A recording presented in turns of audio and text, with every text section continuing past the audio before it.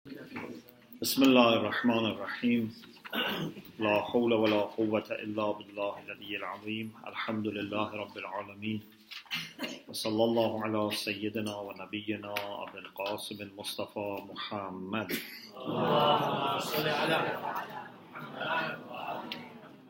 وآله الطيبين الطاهرين لا سيما بقية الله في الأرضين أجل الله تعالى فرجه الشريف اللهم أخرجني من ظلمات الوهم وأكرمني بنور الفهم اللهم افتح علينا أبواب رحمتك وانشر علينا خزائن علومك برحمتك يا أرحم الراحمين.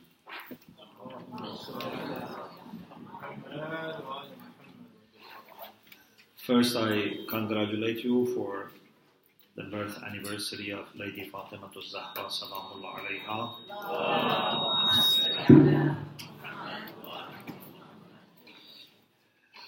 And we ask Allah subhanahu wa ta'ala, who brought joy to the heart of Prophet and Lady Khadija with this birth, to bring joy to the heart of Imam Mahdi Ajalallah Ta'ala Farajahu Sharif,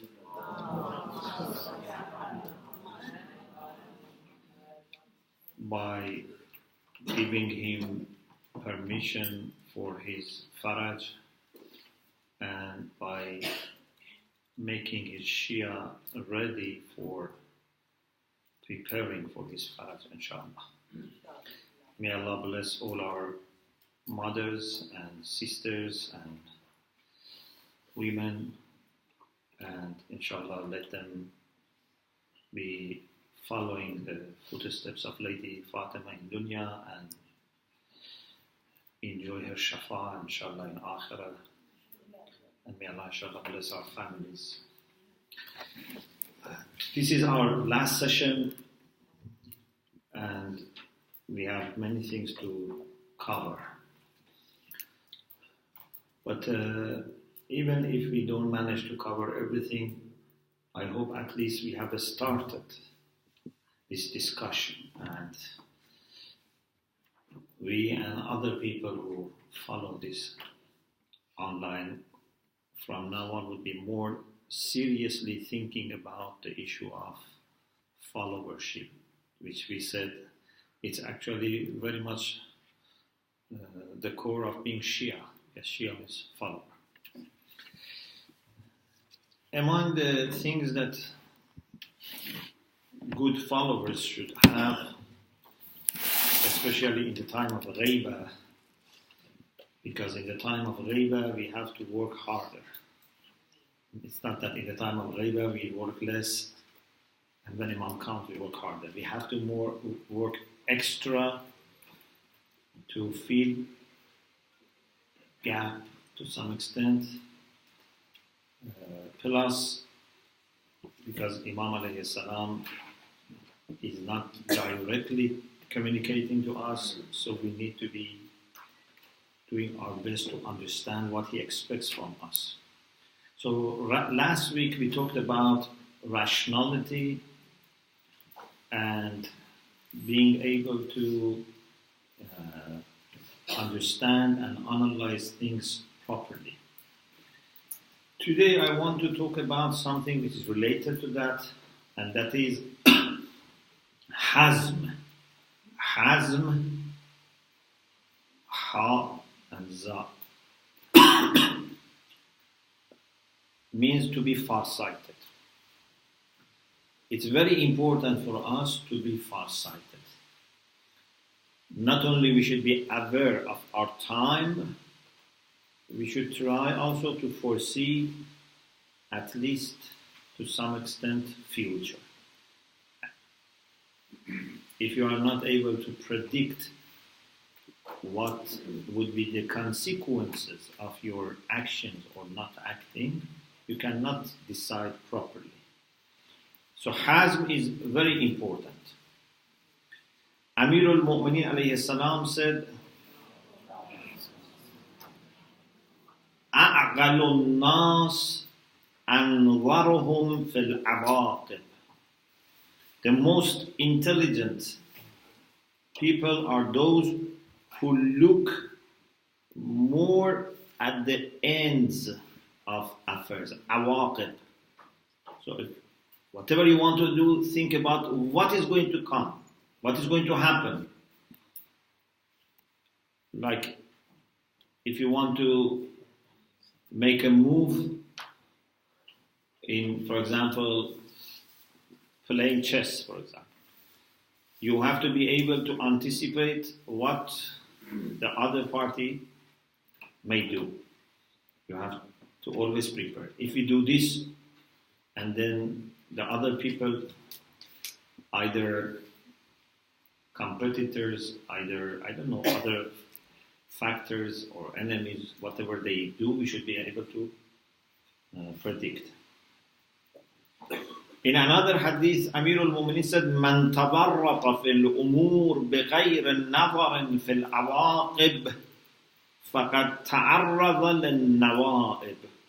Whoever gets involved into affairs without thinking about awaqib, about end of the affairs, he or she would be subject to calamities. Sometimes we too much trust ourselves and feel confident and say, I don't need to think. I am sure whatever happens, I find a solution for it. And then you put yourself into trouble. Like a person who doesn't check his car before traveling long distances and said, whatever happens, we find a solution.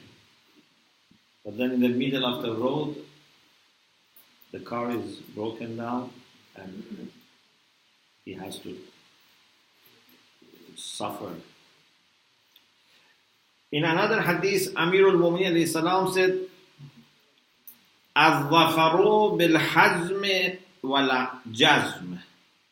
Al-dhafaru, victory, depends on two things, among different things, but these are two important things that you need for success, for victory. One is hazm, to be farsighted, and one is jazm, to be able to make a firm decision and stand by your decision.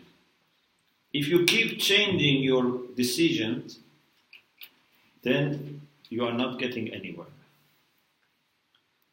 Someone was talking to his friend about difficulty of quitting smoking. And he said, I don't know why people say it's difficult to quit smoking.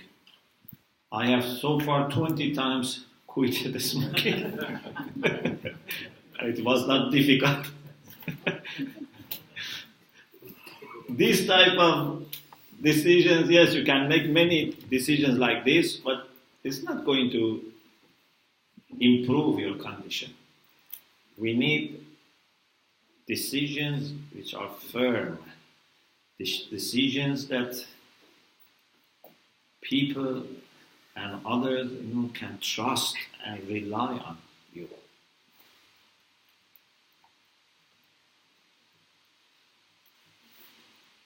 In the past,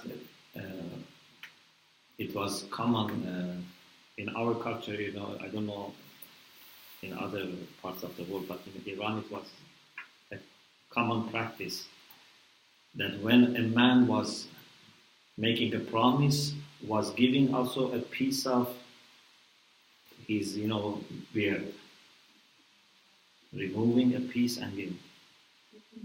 This means that if I don't keep my promise, I am not a man. My word is a matter of my honor and dignity. Pardon? Women take from the beard of their husband.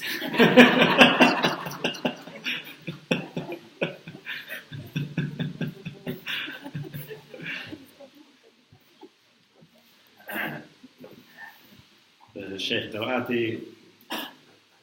said that there was a person who was praying in the months of Rajab, this dua, harram shaybati ala nar, that you hold your beard. And he didn't have beard, so he was holding the beard Someone sitting next to him. Actually, it seems that at least in this age, I don't know how it was in the past, that generally speaking, mashallah, sisters are more committed to their word than some men. It's not that you say men keep the promises and women no, but in the past, because women were not involved in the social life that much, so it was a man who was committing and promising and undertaking job, but everyone can be keeping promise. So it's very important to have hazm and jazm, not to say thing and keep changing.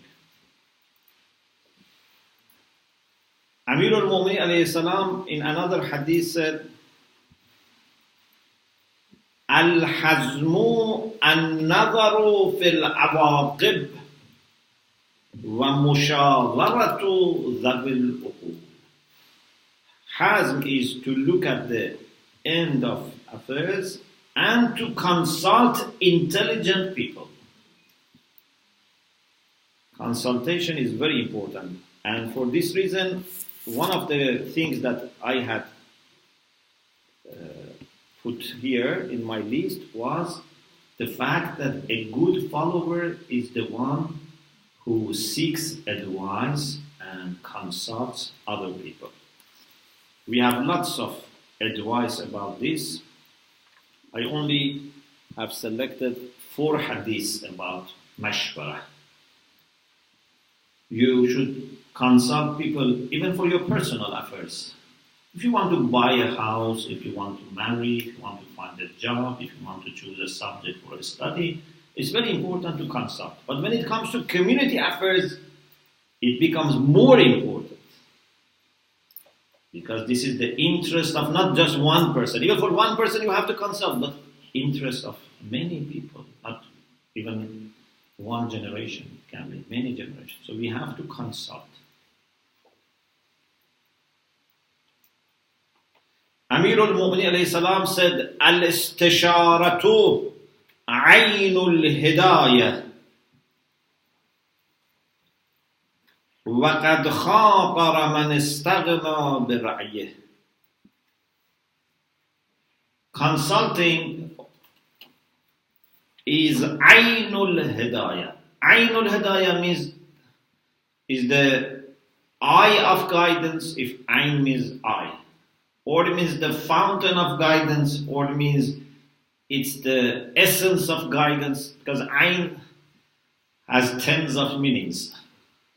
But for sure it shows that there's a close connection between finding guidance and seeking advice. وَقَدْ خَاطَرَ مَنِ اسْتَغْنَى بِرَأْيِهِ. And whoever feels that his or her opinion is enough and sufficient, doesn't need to consult anyone, has taken risk. Khatara, from khatar. It has endangered his or her interests. In another hadith, Amir al-Mu'minin alayhi salam says, إِنَّمَا حُضَّ عَلَى الْمُشَاوَرَةِ لأن رأي المشير صرف ورأي المستشير مشوب بالهوى. It's a very good psychological point. We are asked to consult. Even sometimes the people that we consult, maybe they don't know more than us. Maybe they are not more experienced than us. Maybe even sometimes they're less experienced than us. But still you have to consult. Why? One reason is mentioned here. Because when something is about us, we have some emotional engagement. either this side or that side suits me, or it's more interesting to me, more enjoyable. So it's very difficult that you make objective assessment when you are part of it. But the person that you are asking for his opinion, her opinion, is neutral. You see, sometimes you can, for the same condition, offer advice to other people. But when it comes to yourself, you need to ask other people, so that someone who is not biased, who is neutral, can look into this case and give you advice. So Amir al-Mu'minin says, لَأَنَّ الرَّعْيَ الْمُشِيرِ صِرْفٌ. The one who gives opinion, his opinion is self, means is pure, has no mixture.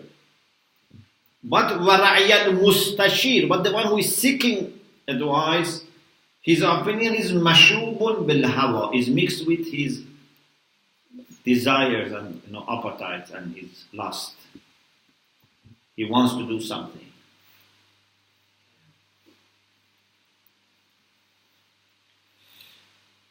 Another hadith is from Imam Sadiq alayhi salam.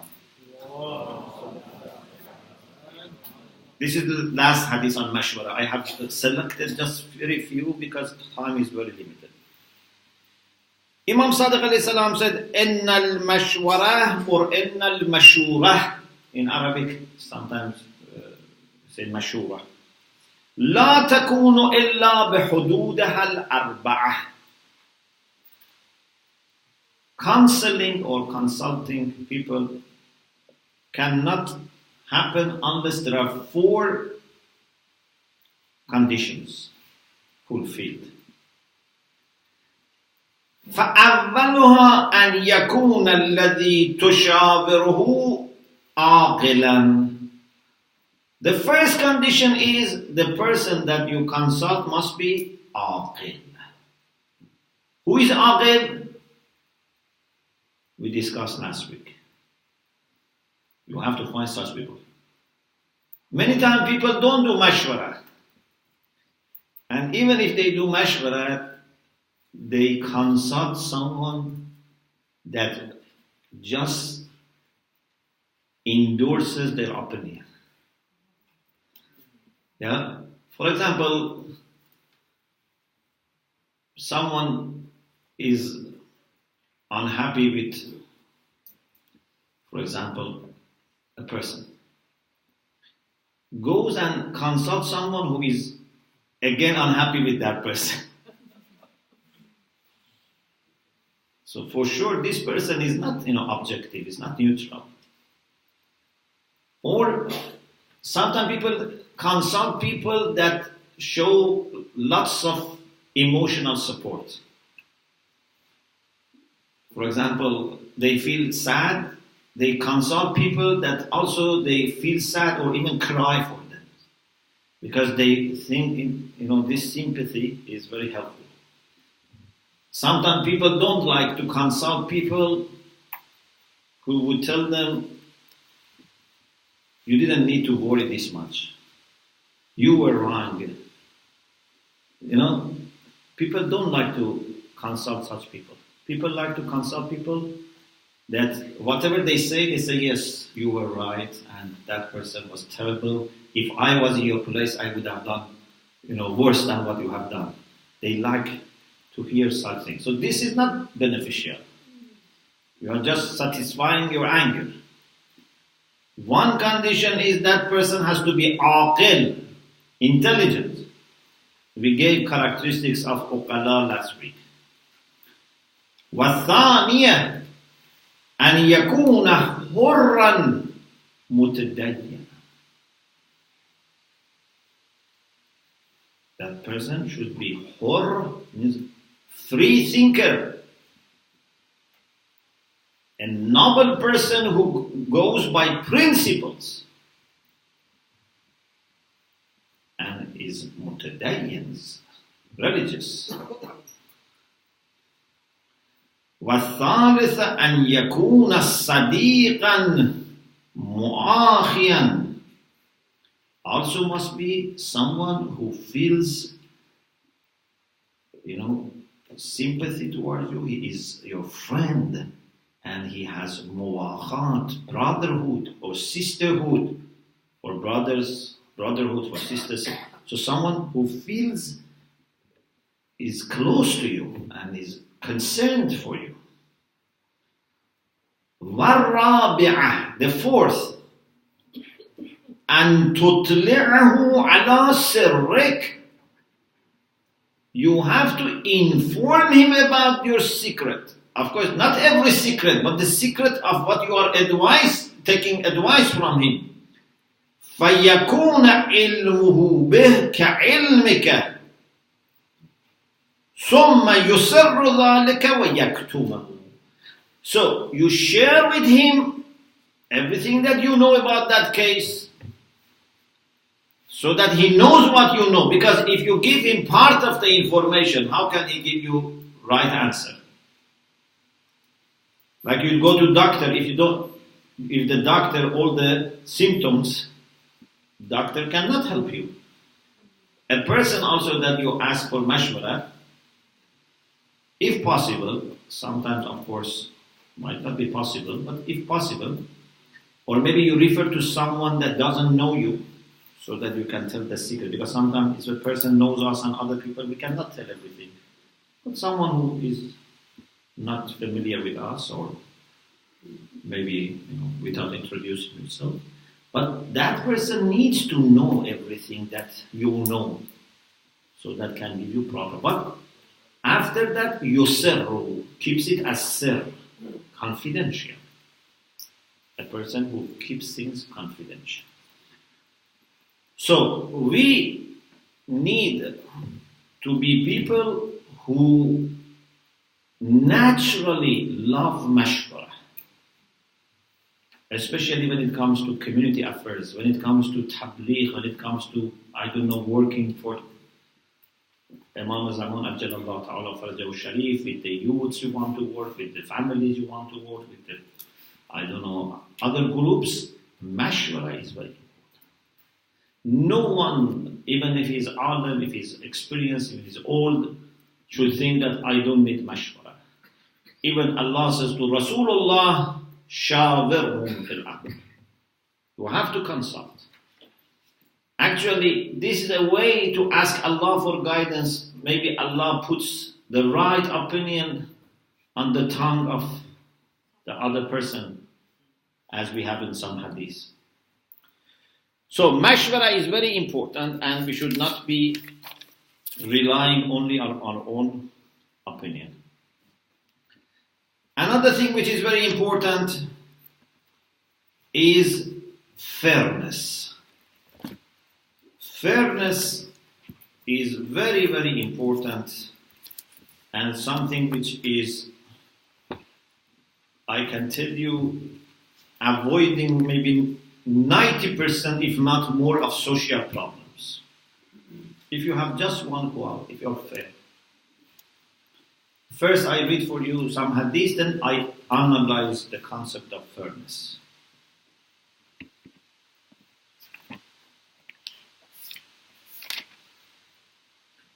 The first hadith is from Amirul Mu'mineen alayhi salam.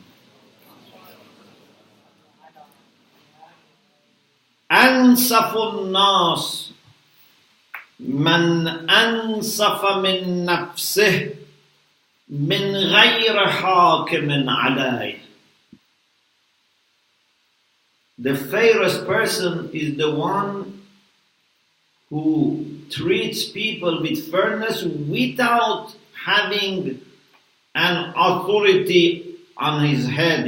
Sometimes we are afraid of judge or court or police or manager, or for example a senior member of the community, and because of that we are fair. This is not good. What we need is that even if there is no one to watch you or to force you, you yourself decide to be fair.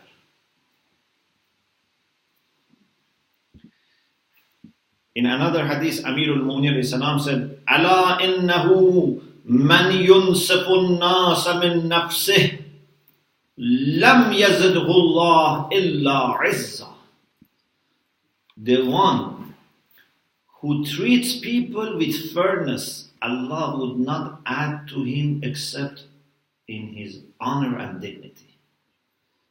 If you are fair, if you sometimes compromise and give priority to other people because you are fair, you are not going to lose your honor. You are going to get more honor and dignity. In another hadith, Amirul Mu'minin said, "It is sufficient for a person to be intelligent if he is fair." So fairness is a sign of intelligence. And it is sufficient for fairness if he accepts the truth when it becomes clear. So fair is the one who accepts the truth. Amirul Mu'minin in his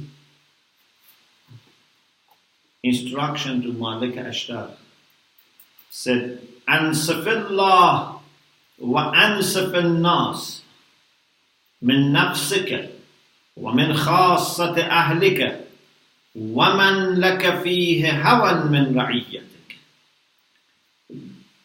Be fair in your relation with Allah subhanahu wa ta'ala. We are not fair with Allah subhanahu wa ta'ala. For example, we have this beautiful idea in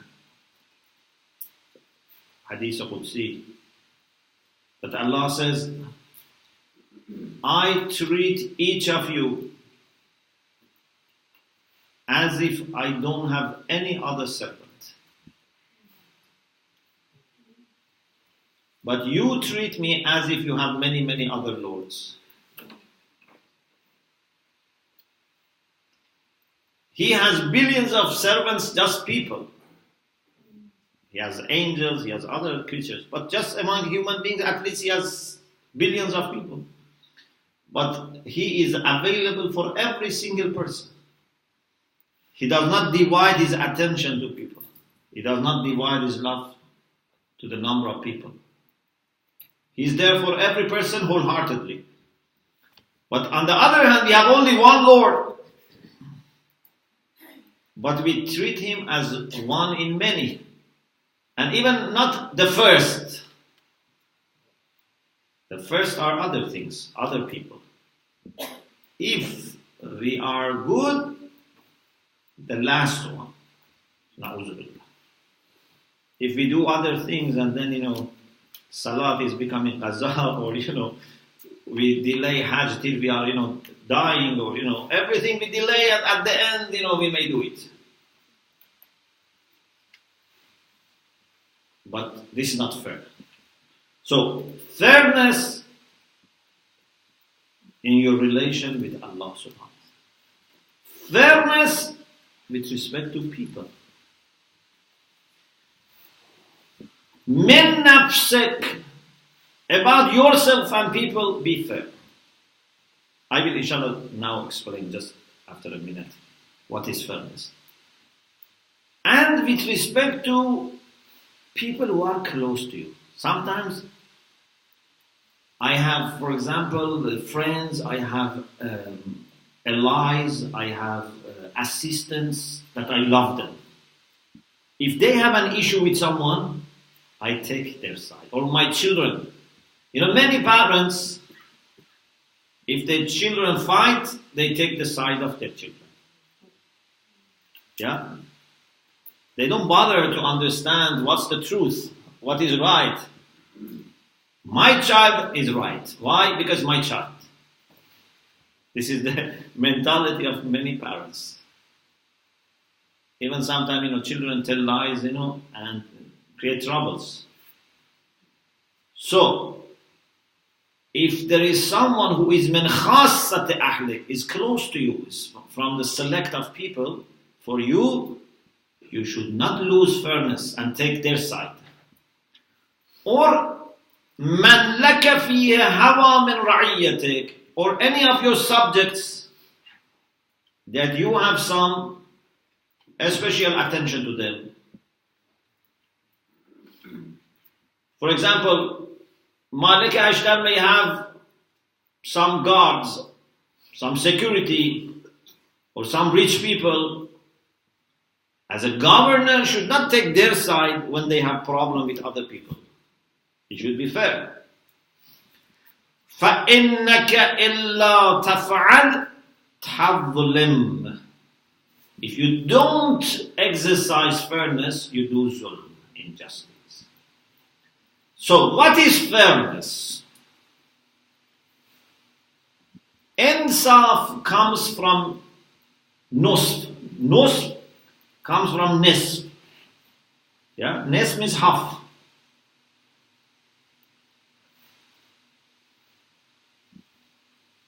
Imagine there is a rope between me and you.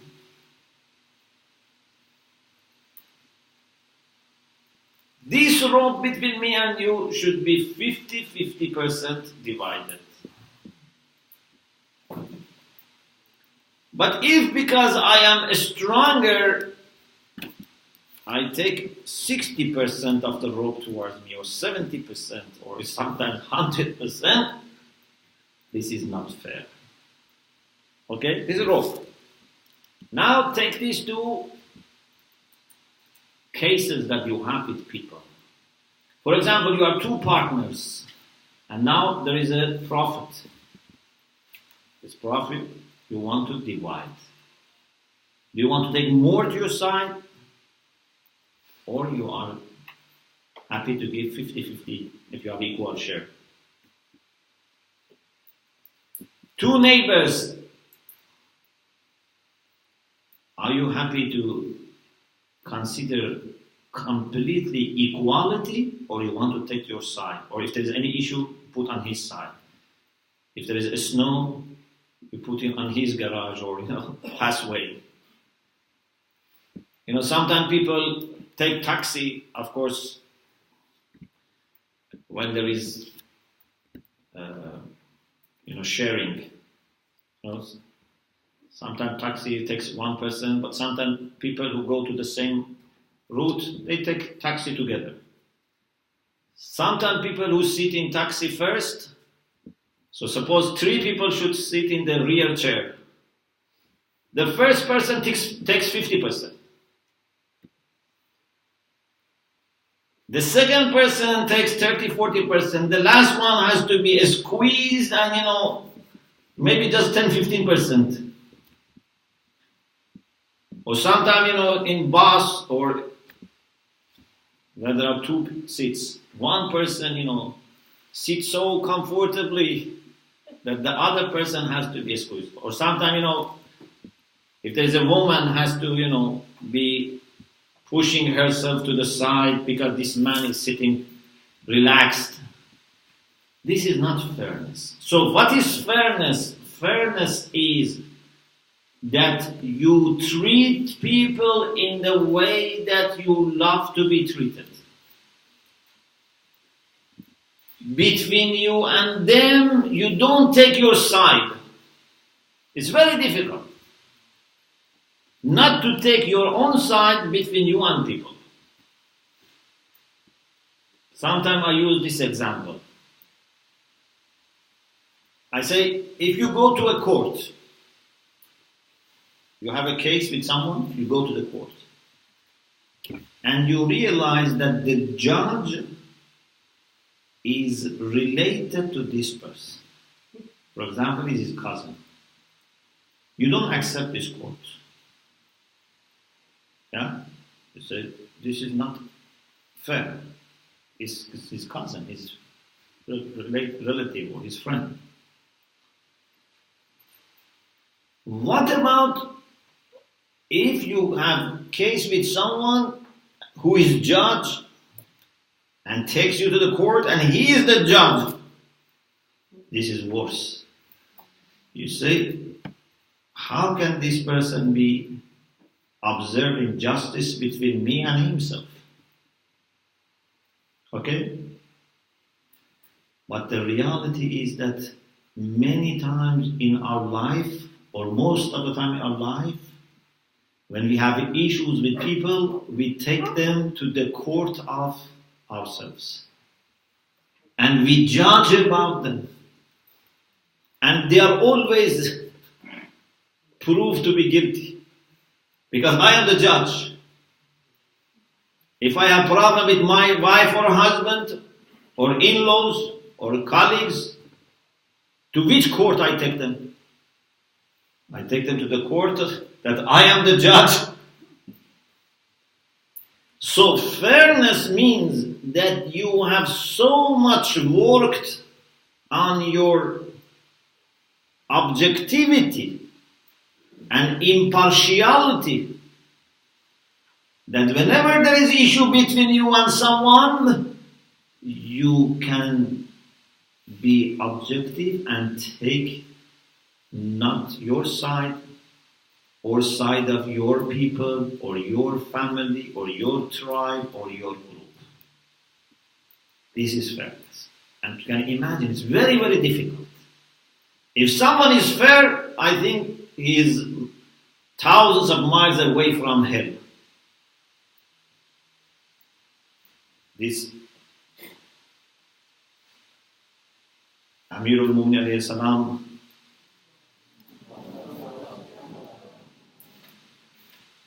when he says that Allah would give him only izzah, this is not only in dunya. Izzah in dunya, izzah in akhirah. Or Imam Baqir alayhi salam in a hadith says, Allah has a special Jannah. And one of the people that enter that special Jannah, man hakama fi nafsihi bil haqq. The one who judges about himself truthfully. So, insaf is very important. If we want to help, inshallah, Imam Mahdi ajjalallahu ta'ala farajahu sharif, and be trying to establish universal justice, how can then we do zulm to other people in our judgment? How can an unjust person to his family, to his neighbors, to his colleagues, to his even enemies, how can an unjust person to anyone, even to an animal, help Imam in universal movement for justice? It's impossible. So we have to work on fairness. And a very important aspect of fairness is your relation with other followers and fairness in your relation with the leader. How much you expect from other followers, how much you expect from leader. Sometimes you expect too much from leadership. Sometimes we expect too much from other followers. So we have to be fair.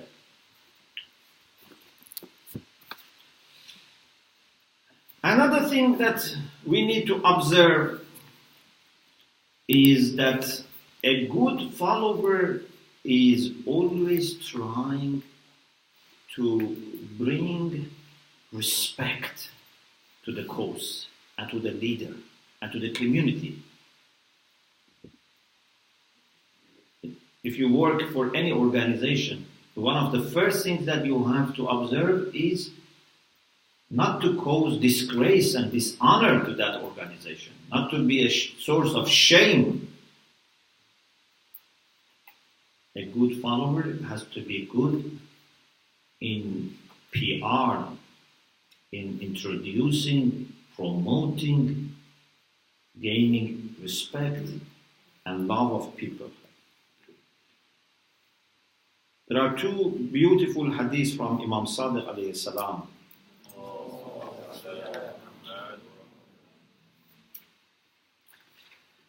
The first is a hadith that Imam alayhi salam said to a person called Abdul A'la.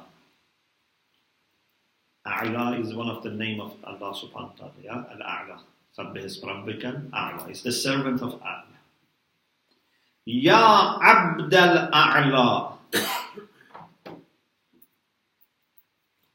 فَأَقْرِئْهُمُ السَّلَامُ وَرَحْمَةَ اللَّهِ. Say my salam to Shia and the mercy of Allah. You know, we say Assalamu alaikum wa rahmatullah. So Imam Sadiq says, tell my Shia my salam wa rahmatullah. Wa qul, and tell them. Qala lakum. Your Imam sent this message for you. Rahimallahu abdan istajarra mawaddatan nas ila nafsi wa ilayna. May Allah's mercy be upon the servant who brings love of people to himself and to us. Nas here means the general public, because the Shia were in minority. Yeah, so majority were Sunni. Maybe you are in a context that majority are non-Muslims. The main thing is that when we are living with other people, we should try to bring love of people to ourselves and to our imams, and to our mazhab, to our community. Then Imam gives the method. بأن يظهر لهم ما يعرفون ويكف عنهم ما ينكرون. One important aspect of this is to declare to people what they find to be acceptable. يعرفون means they find it ma'ruf, something that they appreciate. وَيَكُفَّ عَنْهُمْ, and don't say to them, don't share with them what يُنْكِرُونَ, they don't like, they don't appreciate. It is munkar for them. It's not munkar for us. It's not a matter of whatever is ma'ruf for us we share, and whatever is munkar for us we don't share. No. Even those things which are ma'ruf for us, which are good for us, some of them are ma'ruf for them, some of them are not ma'ruf. You only share what is ma'ruf for both of us. You remember we talked about confidentiality and how we should be careful about our secrets. This is very important. So, a good follower is not the one who is aggressive and harsh and attacks others. Sometimes people think these are very good followers because they are happy to fight for the cause. But we don't want someone to fight for us. We want someone who can convince people. We want someone who can bring respect of people. This is not a militant exercise. This is an exercise of intellect, exercise of heart and love and logic. So it's very important that we know how to present ourselves and how to present our mazhab. In another hadith, Imam Sadiq alayhi salam said, Ma'ashara Shia. He's addressing Shias in all places, all ages. Kunu lana zayna wa la takunu alayna shayna. Be a source of respect and honor and beauty for us, not a source of shame. قولوا للناس حسنا. Tell people something which is good and beautiful. Say beautiful things to people. This is also Quran, قولوا للناس حسنا. واحفظوا ألسنتكم. Some people think, for example, Ahlul Bayt are very happy with the people who keep talking and saying everything. And they think they are very brave because they say everything. But this is not what Imam wants. It says, وَاحْفَظُوا أَلْسِنَتَكُمْ. Keep your tongues. Watch what you say. كفوها عن الفضول وقبيح القول. Stop saying what is excess and what is ugly. A Shia, it has to be most polite and most respectful person on the planet. How can we offend people? It's not the way our Imams. Our Imams were not offending people. We're not, swearing at people.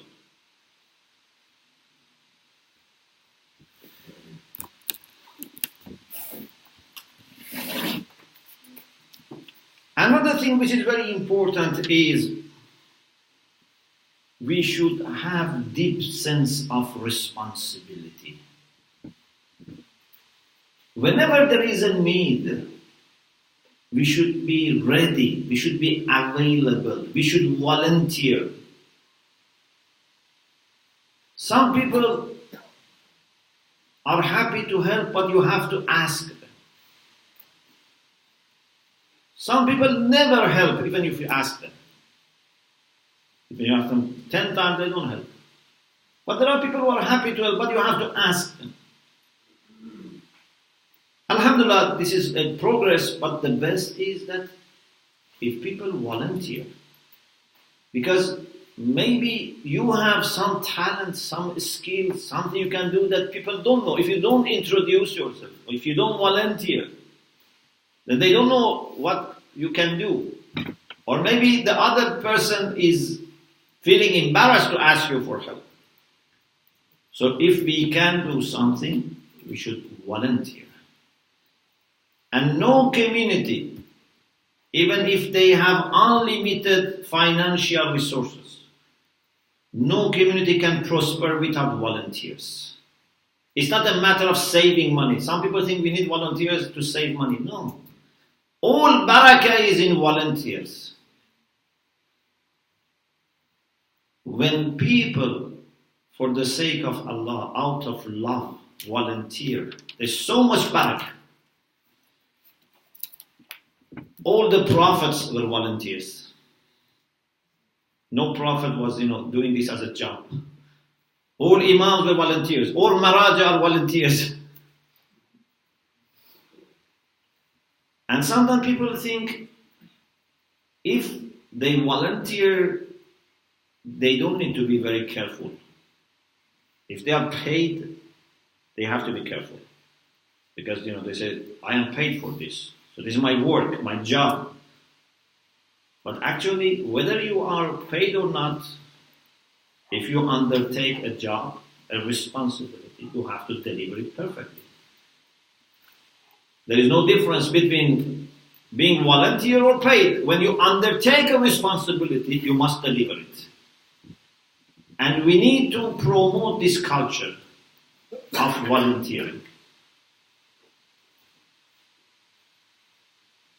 For, inshallah, preparation for coming of Imam Mahdi Ajjalallahu Ta'ala Farajahu Sharif, we should make this a very common practice that every Shia must be happy to volunteer part of his or her time. And don't say, instead I give you money. No, we need your time. Money is good. That's another issue. You can give your money if you have. But your participation is very important. You are millionaire, okay, but you have to be happy to clean the mosque. or any other task that community needs. This is the best exercise for getting rid of your ego, your negative pride, but also to give energy. When people see everyone is on board, so much barakah comes, so much energy comes. As we say in Du'a Nudbah, هل من معين فأطيل معه العبيل والبكاء. Is there any helper with whom I can cry longer? We don't say هل من معين فأبكي معه. Is there any helper with whom I cry? No. أطيل معه العبيل. I can cry longer. If I do something alone, after some time I become tired. But if we do it together, each of us can work longer and harder. Plus, yadullah ma'al jama'ah. So if one person can do 1 hour, another person 1 hour, but when they work together, each of them does few hours, plus Allah blesses them. هل من جزوع فأساعد جزعه إذا خلا. Is there anyone lamenting for you that I help him when he is alone? Again, a matter of helping. But in the first you ask for helper, in the second you offer help. فأساعد, I help him when he is alone. Mu'mineen should not only meet each other in public places. In community, we meet hundreds of people, very good. And the more we meet, the better. But then, each group of them should have also family relations. You cannot say, Alhamdulillah, we meet each other in the mosque. Can you say to your father or mother, I see you in the mosque? Mu'mineen should have also family relations إذا خلا, in private. هل قضيت عين فصاعدتها عيني على القضاء. Is any eye bruised and in pain because of crying for you, that my eye can help that eye by taking part of the pain? This is how much love should be between community members. Your eye is very important, yeah? You don't take risk about eye. You are happy to endanger your hand, which is the most important tool, but to protect your eye. But mu'min is happy to share the pain with the eye of another mu'min. Why? Because this pain is for crying for Imam. So when people are working for Imam, we should have no limit in helping them and supporting them. In the first sentence you say hal min mu'in, you ask for helper. But in the second and third you ask for someone to help. Sa'adatha ayni ala al-qada usa'id means you are more happy to help than receiving help. So we must reach this level of unity. After this, then you can say هل إليك يا ابن أحمد سبيل فتلقى. After you establish this relation, then you can say, oh Imam, is there any path that I can take and come and meet you? Before that, there is no path. So, this is also very important, to have deep sense of responsibility, not to be lazy, to volunteer, to be able to resist against our temptations, these selfish desires, and to be very organized. Amirul Mu'mineen alayhi salam, as you know, says, أوصيكم بتقوى الله والنظم أمركم. Taqwa is the best thing that we need. But it is interesting that Amirul Mu'mineen brings Nazm after Taqwa. Puts Nazm next to Taqwa. Because if we are not organized, many times we cannot fulfill requirements of Taqwa. We damage interests of people and our community. We damage our resources. We lose opportunities if we are not organized. We have to be organized. We have to be far-sighted. We have to plan. We have to do mashwara. We have to be thinking. We have to be analytical, but at the same time obedient and loyal and humble. This is the combination that if we have, then we can make sure that we would be successful and our Imam would be happy with us and we would leave a legacy of true followership behind. I stop here because tonight we want also to have some more time for your questions. We pray to Allah subhanahu wa ta'ala to help all of us to improve, to be grateful for all the gifts that Allah has given us as individuals and community, and to be inshallah blessed with the pleasure of Imam Mahdi ajalallahu ta'ala farajahu sharif.